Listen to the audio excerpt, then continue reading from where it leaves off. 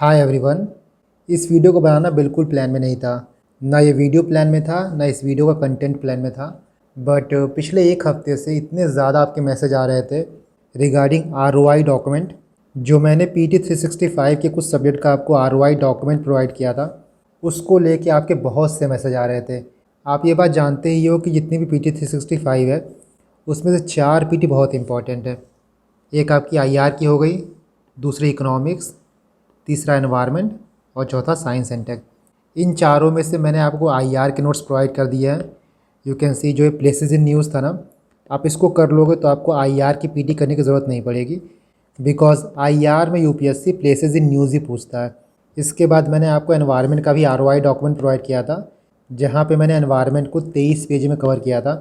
इस डॉक्यूमेंट को भी आप मैक्स टू मैक्स 2 से 3 घंटे में रिवाइज़ आराम से कर सकते हो। नेक्स्ट इकॉनमी, तो इकॉनमी का भी मैंने आपको PT एक्सटेंडेड प्रोवाइड किया था, जहाँ पे कैसे आपको पढ़ना है, क्या पढ़ना है और कैसे इकॉनमी के कॉन्सेप्ट आपको PYQ से रिलेट करने हैं।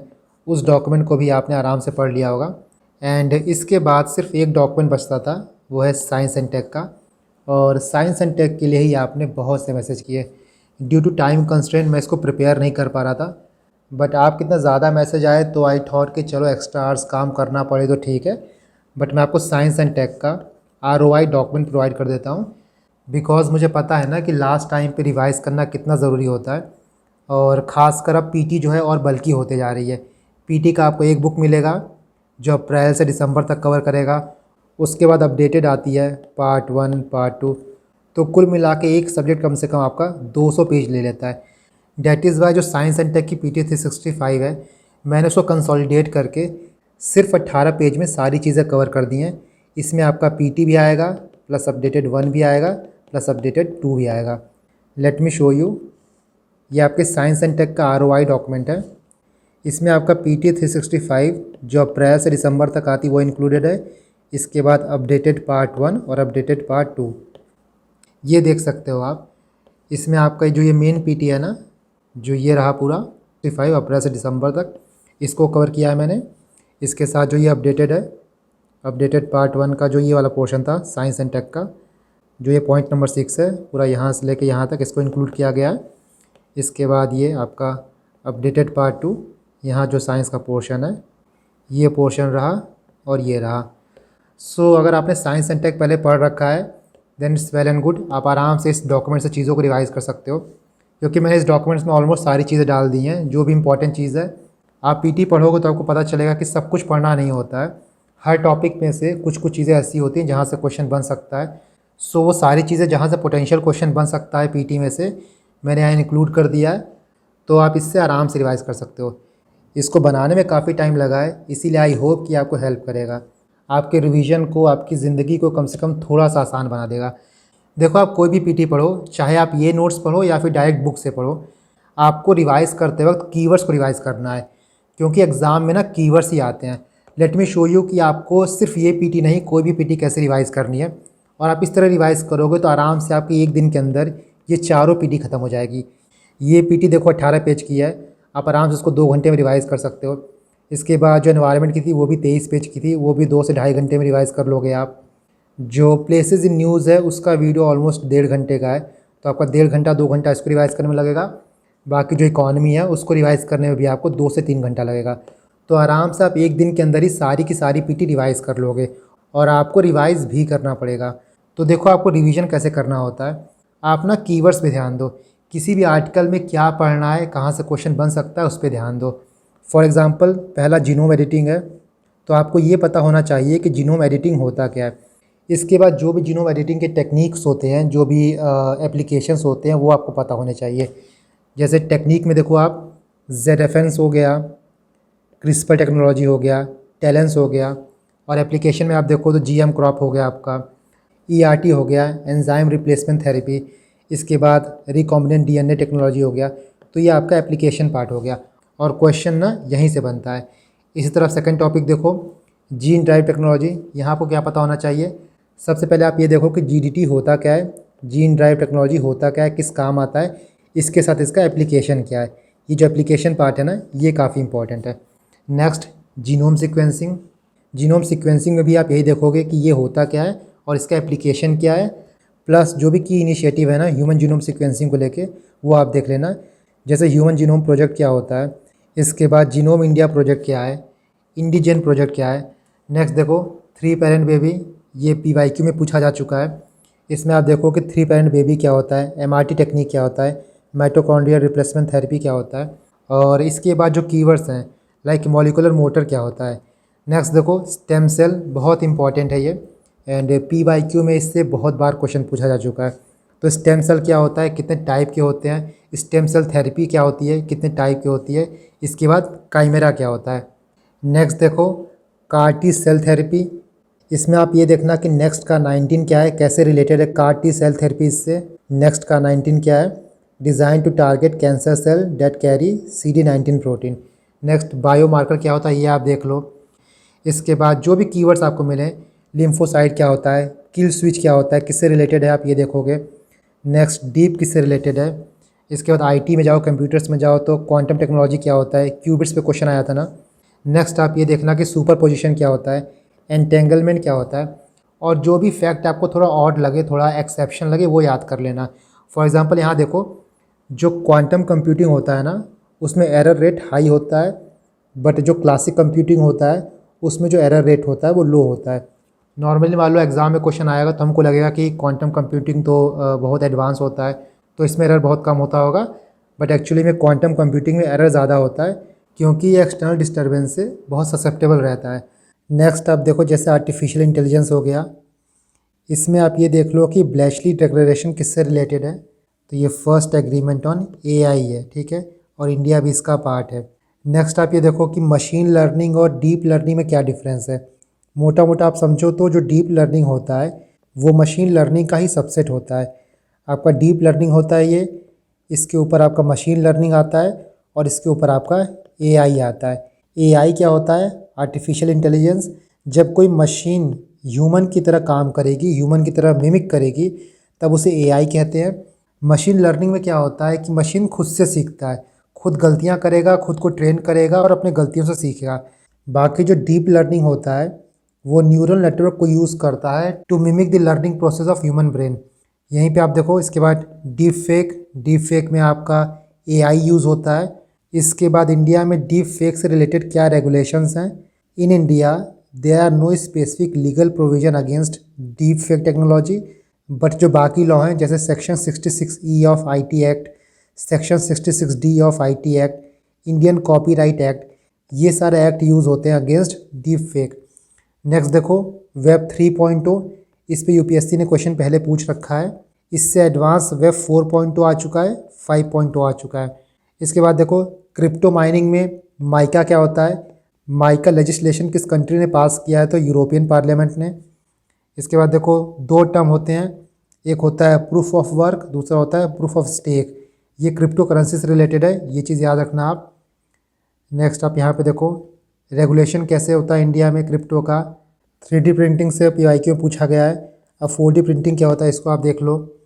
वाईफाई हो गया, लाईफाई हो गया, लाइडार हो गया, ये सारी चीज़ें इंपॉर्टेंट है, सब कुछ PYQ में पूछा जा चुका है। नेक्स्ट आप देखो इंडिया के कौन कौन से सुपर कंप्यूटर्स हैं। एरावत, परम सिद्धि, प्रत्यूष, मिहिर, परम 8000, परम शिवाय। जो एरावत है वो इंडिया का लार्जेस्ट और fastest AI super computing systems है। और सुपर कंप्यूटर की परफॉर्मेंस हम किस में मेजर करते हैं, तो फ्लॉप्स में, फ्लोटिंग पॉइंट ऑपरेशन पर सेकंड, फ्लॉप्स, याद रखना इसको आप। नेक्स्ट FSOC क्या होता है, free space optical communication.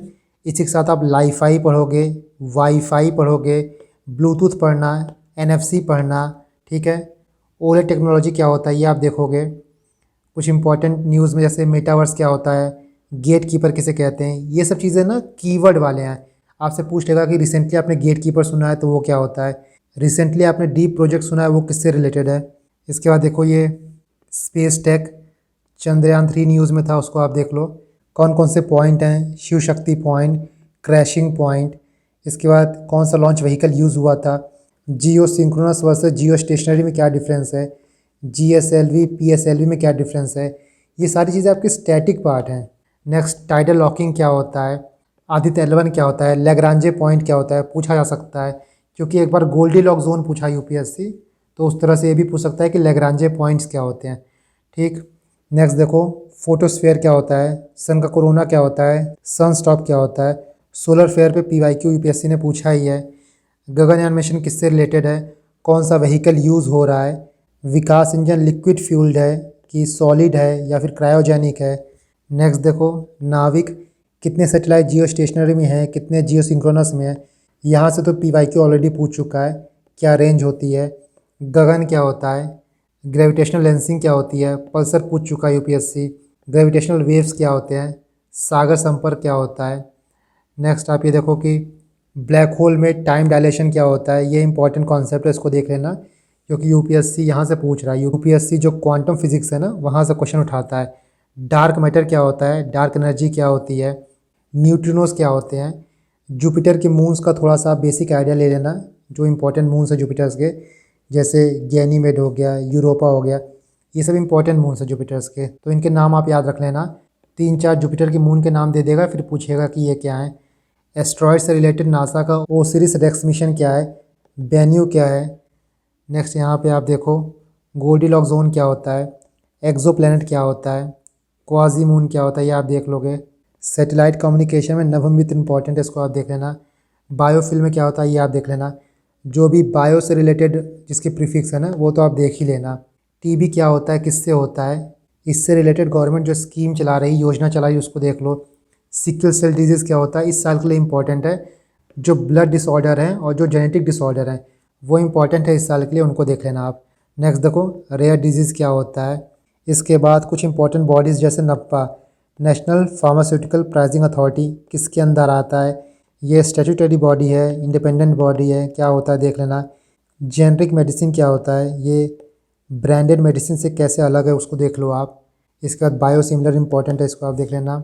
Food fortification क्या होता है, बायो फोर्टिफिकेशन क्या होता है, ट्रांस फैट क्या होता है, सैचुरेटेड फैट क्या होता है, अनसैचुरेटेड फैट क्या होता है।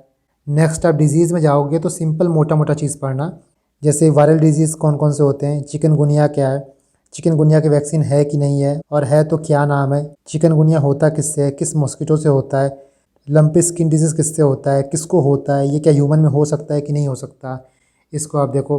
हेपेटाइटिस ए के बारे में जान जाओ, बी के बारे में जान जाओ, सी के बारे में, किसकी वैक्सीन अवेलेबल है, किसकी वैक्सीन अवेलेबल नहीं है, इसको आप देख लेना।